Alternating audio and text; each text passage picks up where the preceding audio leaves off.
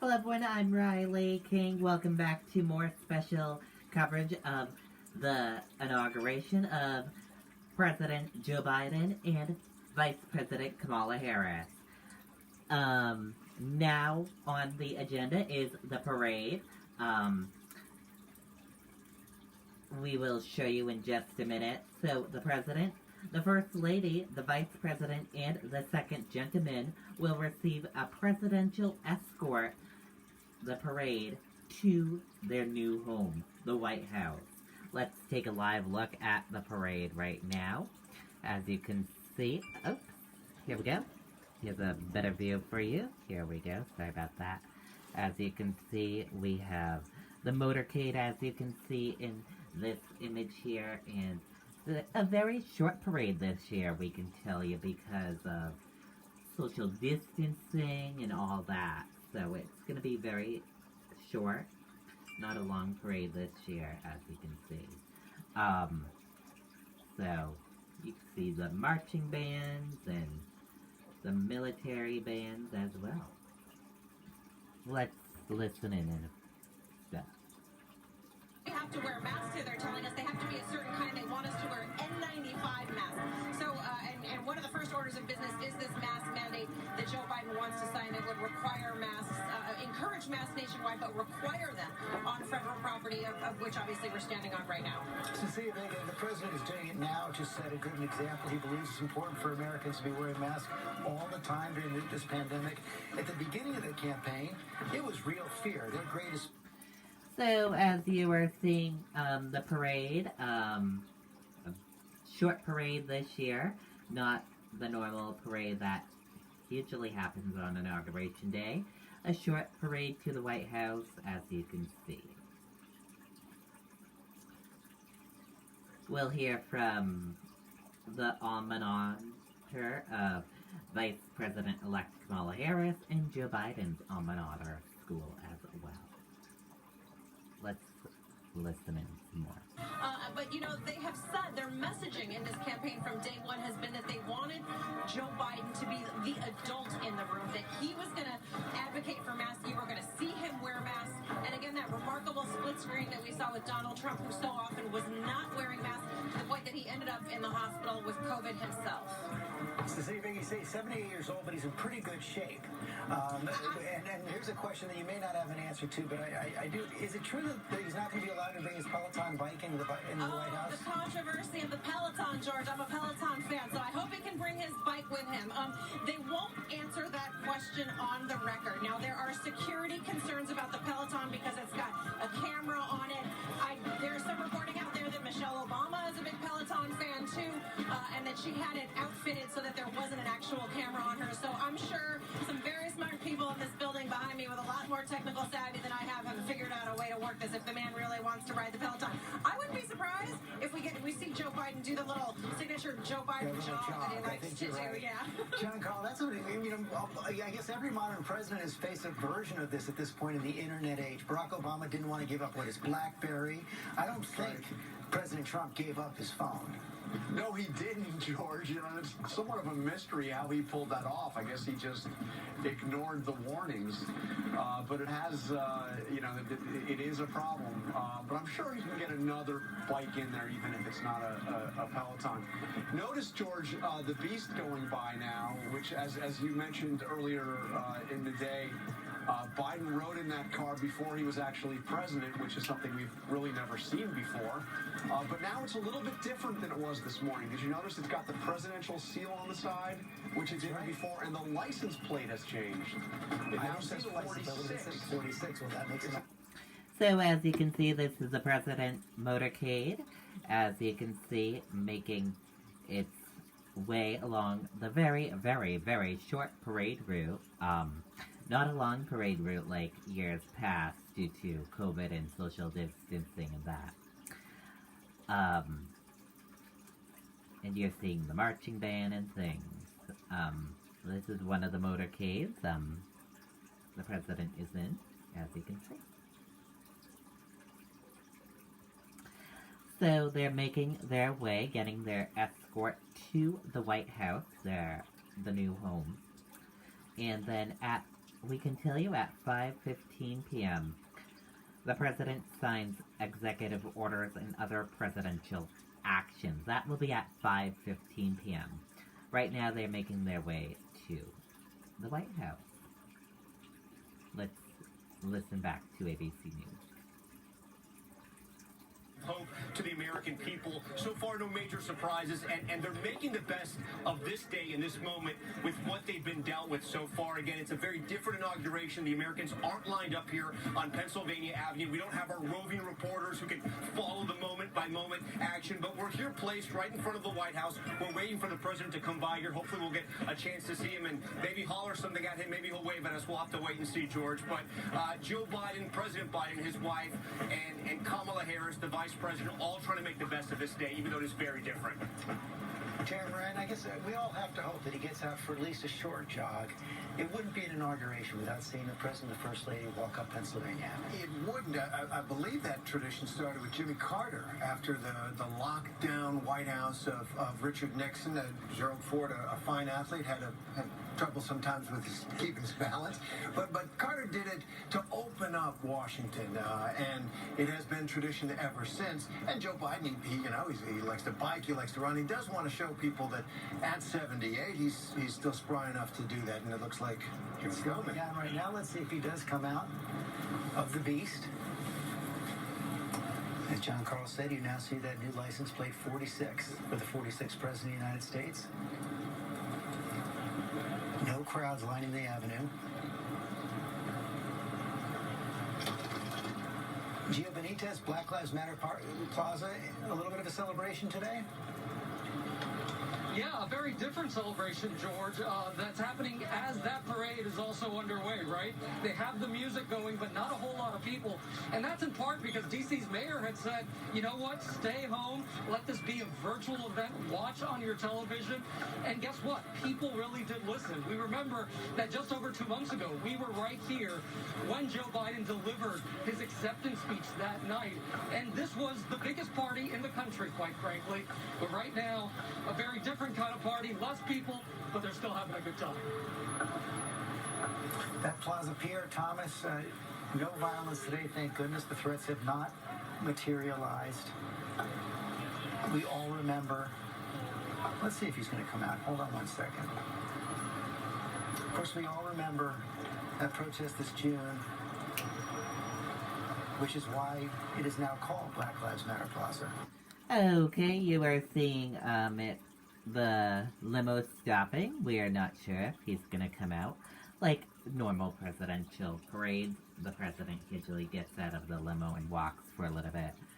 We're gonna see if he gets out and walks.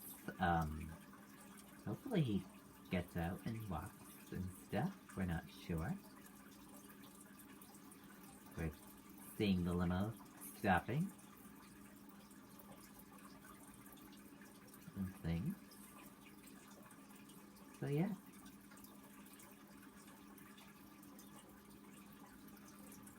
That'll be cool if he gets out and walks for a little bit like the other presidential parades.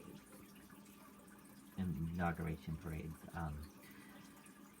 Other inaugurations parades, you'll see the president walking along the parade route for a little bit. Okay, slowing down again.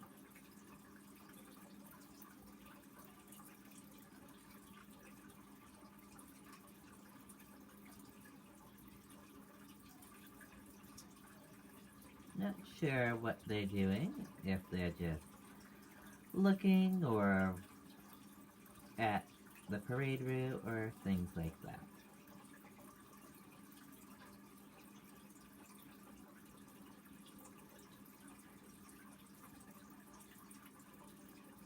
And not a lot of people along the parade route due to the pandemic and things.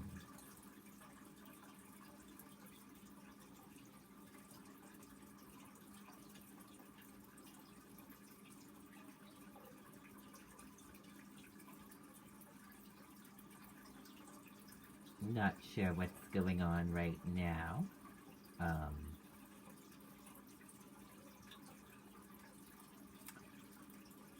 Let's listen into ABC News. They saw a few weeks ago, and they vowed that nothing was going to go down today. I think here they're assessing the situation, and if he's going to get out, this might be the place that it could happen, George. Yeah, I want to ask you about January 6th right now, because you had Secret Service protection. You had a vice president in the Capitol, the woman senator who had just been elected vice president, the Secret Service on place, yet they still were not able to prevent or what happened or even know that it was going to happen. Right, the post-mortem on that is going to be one of the most meticulous that we've seen in a long time, George. Right now, people are pointing that the Capitol Police have responsibility for that building.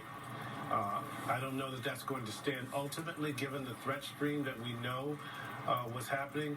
And I will say this about today, remarkably quiet so far, but there may be a reason for that. I've been told about intelligence that some of the more extremist groups were telling their people stay away from the inauguration, to live to fight another day, and pick a time of their own choosing, George. Thank you, Pierre. Dan Abrams, let me read on this. The shock and awe of putting 25,000 troops in the Capitol, National Guard troops, having troops posted at capitals all across the country, appears to have worked. Yeah, I think that this is one of those cases where there really was a deterrent effect. And I don't think it was just the National Guard. I think it was also the arrests. Because remember, what happened on January 6th, these people were proudly displaying their crimes on social media, thinking that there would be really no ramifications. Well, then reality hit. That there were ramifications, that people were going to be charged with federal crimes, serious ones, facing 20, 25 years in prison for some of them. I think that resonated as well. So it's not just the fact, and I think it's very important, the amount of force out there, but you're talking about state capitals, for example, around the country, not just Washington, D.C., and so far, so good. And I think it's a combination of that major show of force and the deterrent effect. One of the craziest things that you think coming out of those January 6th events, Dan Abrams, is that so many people who were inside that Capitol, that they seem to believe that they were immune from punishment because they were supporters of the president. Absolutely. I mean, the fact that there were so many people, displaying their crimes publicly makes it clear that they thought this wasn't going to be a problem. And many of them have even said, in some of their defenses already, we're seeing them suggest, well, the president suggested that I do this.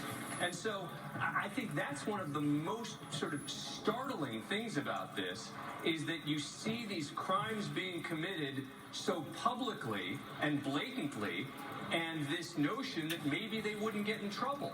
Well, they did. Arrests still happening. I think that there are more charges potentially. Okay, if you're just joining us, you're watching the very short, socially distanced presidential inauguration parade. Normally, during the presidential inauguration parade, you see the streets filled, people watching it in person, but this year it's virtual and things. It's just mainly the media and all police officers along the parade route and things. The limo stopped for a little bit, but it does not look like the president is going to be coming out. We're not sure.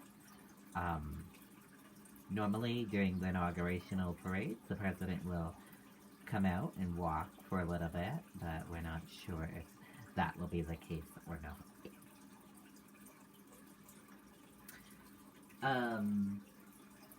A couple of things that will be happening. So they're making their way to the White House right now, as you can see. The escort to the White House, the parade. And then, up, it looks like something is happening. As you can see, someone's getting out of the limo. It looks like maybe the president's gonna come and walk for a little bit.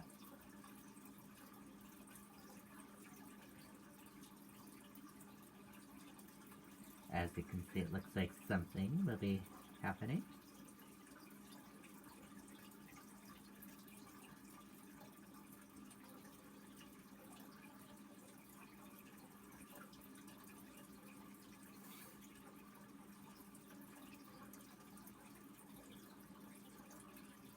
Not sure what's gonna happen, if the president's gonna walk, or we're not sure what's going on now.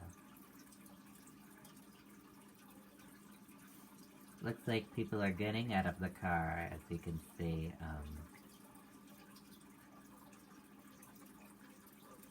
Not sure what is going on. Let's listen to ABC News. Looks like this was about to happen.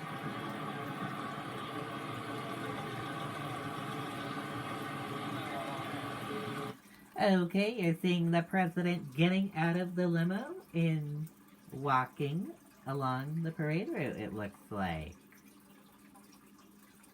Aviator sunglasses, but not this afternoon.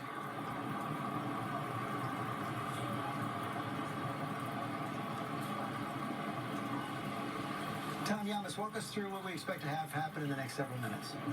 Yeah, well, George, I'm looking at the return screen right now from the camera that you're watching. He's maybe a block from where I am right now. We're going to see him walking down Pennsylvania Avenue. And if you're watching from home wondering why it's taking so long for him to get out and make this walk, it's because they're not going to take any chances. President Joe Biden is now the most powerful person on the planet, George. Mary Bruce, he's walking towards you.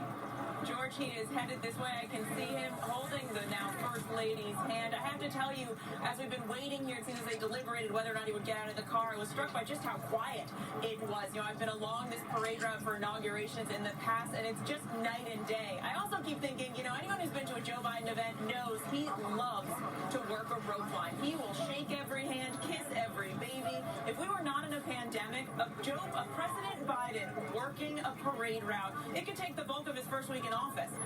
So I know that this is a moment that he must be enjoying and savoring, but also bittersweet because he can't have those kind of interactions. We see him coming up now, also, of course, with other members of his family, his beloved granddaughters, his daughter, his looking to see if, I believe his son Hunter is there as well. He's giving us a wave. Here he comes. Is he going to get close enough to ask a question, Mary? We're going to see. We're going to see here, George.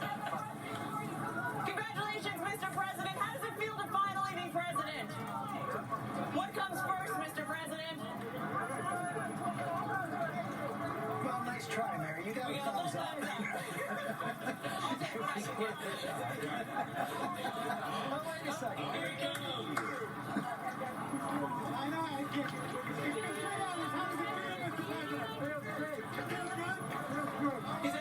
George, he says it feels good. It feels good. A fist bump there for some of the other reporters. Thumbs up from the president. Greeting a few of us reporters over here.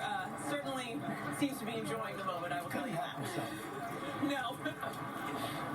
That was also, David, your vintage Joe Biden. Oh, it certainly was, and we made that point over and over again today. His connection with people, that was one of the things that you even saw at the Democratic Convention. They didn't have to do very much work when it came to his biography, his interaction with everyday Americans around this country, because that is who he is. He lives and breathes that and has done that in his, more than 30 years in public office. One of the things, though, I take note of as they do this walk, they're interacting with reporters and some of the guardsmen who are keeping them safe along the route. That's atypical, not seeing these Americans line up as they do every 4 years. Also, though, what they've done here is a sea change, the Biden family, by just simply wearing masks. Their effort to depoliticize the mask in this country as we now enter this new chapter. None of them seem bothered by the mask. It's what millions of Americans are doing every day in their lives, too. Americans are exhausted by the pandemic, but as we heard from the new president today, we have to prepare for this next chapter and fight this virus. Here we go, that little jog, George. Yep, he got a little bit of it, no question about it. He's going to also come as close.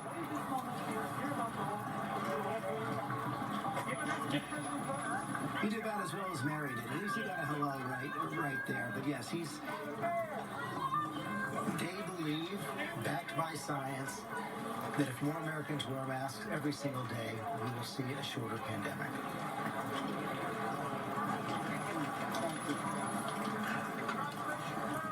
Was it? That was the D.C. Mayor, Lindsay? It looked like Mayor Bowser. Quick hello from Mayor Bowser right there. Real quick, George, I always find this fascinating that as they're doing this parade route, the work that's being done by the loyal, workers within that White House to change this over, to clean it after the pandemic, a deep cleaning after the outgoing administration. One of the big questions, we mentioned this, it seems like days ago, but it was just this morning, about who will welcome the Bidens once they get to the White House. There are reports it'll be an usher that has been hired by Melania Trump. We'll wait and see who actually Used to work in the Trump organization. That's right. The usher would be the most logical person to greet them at this point. Now in charge of the entire White House resident. The entire White House turned over in the space of about 5 hours. Today it will be made for living quarters for the Biden family, the upstairs living quarters. The Biden team has said he's not going to change the Oval Office. The priority is not going to be redecorating at this point. They have much more important work to do. As we see the president enter West Executive Avenue, walking into the White House complex itself, the avenue that divides the old executive office building from the West Wing, and those cramped quarters, now lined by flags, the avenue today. Cecilia Vega, we were talking about this before. Those cramped quarters already filled by White House staffers for President Biden. So many veterans of the Obama and Clinton administration. He's bringing a lot of familiar faces. The press secretary, Jen Psaki. A lot of people know her from her work in the White House, the State Department. She's a television computer contributor, and many more. Mary and I went down swinging, George. We were shouting those questions here. You'd asked if that was Mayor Bowser. That was right below me, and she is.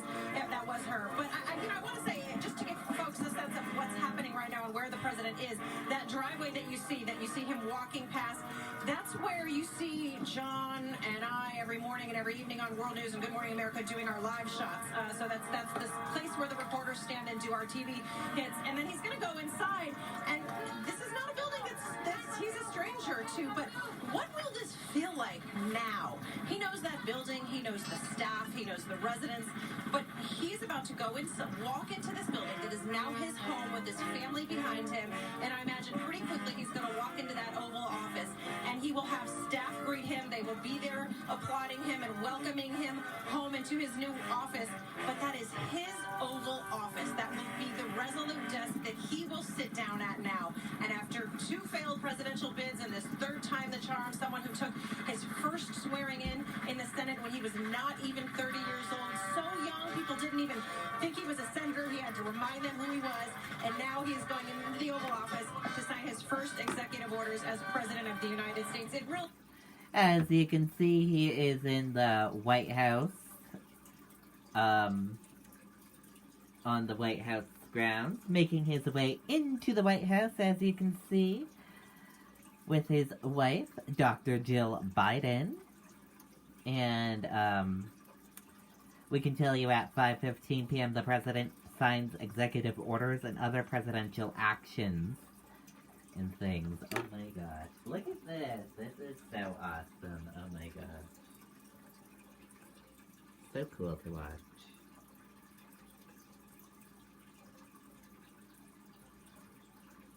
Finally at their new home at the White House and things. Congratulations to them.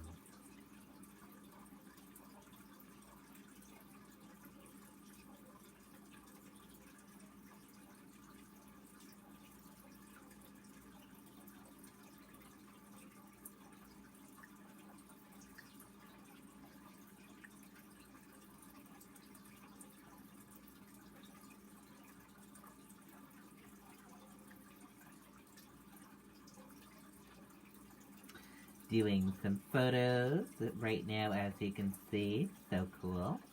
Instead of Joe Biden, he is decent, honest, loyal, and cares about ordinary people. And I think that this moment really speaks to the possibilities of America. Joe Biden, a young man who grew up with a stutter, now entering the White House, ascending to the highest office in the land. With a hug for his wife, his family behind him.